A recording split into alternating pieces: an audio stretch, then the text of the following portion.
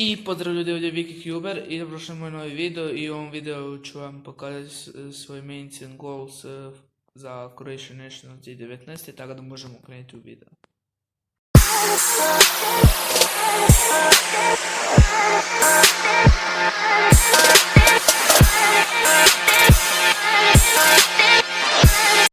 I prvo od kojeg eventa krećem je 3x3, moj omiljeni event. Za 3x3 main mi je Gen 354M. Za single mi je goal sa 15. Ako možda dobijem na primjer sa 14, isto bi bio još sretniji. Onda također ću koristiti i za one-handed. Pa goal mi je da prođem cut off. Uglavnom, a single sub 40, eto, to mi je goal.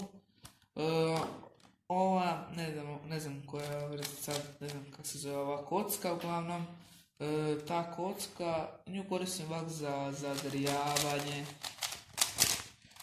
pa, eto, to je to, a naravno, neću ju koristiti na natjecanju. Onda dalje, 2x2, da, sad ne znam kako se to kaže, ali nekak ide QED, ne znam kako se sad točno kaže. Uglavnom, kocka bolja je sad zato što moj prijatelj Lovro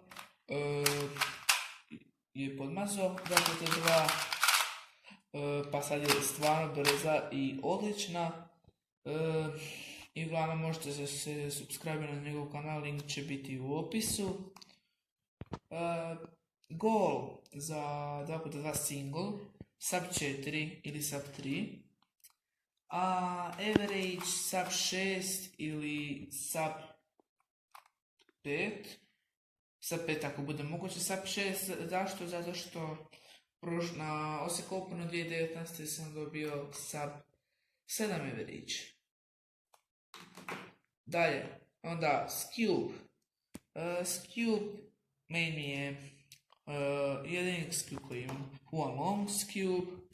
Uglavnom, main za one long Scube, mislim goal za one long Scube mi je single sub 20, pošto sam jako spor na Scube-u, nema veze, ali jednom se natječem za taj event.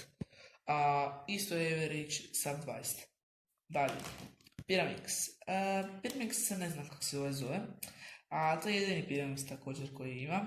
Da, vrlo loš. Sad ću vam pogledati zašto. Naprimjer, kad sad brzo slažem, jedan dijel zna ispast. Evo vidite. Tu. Sad treba vratiti, evo.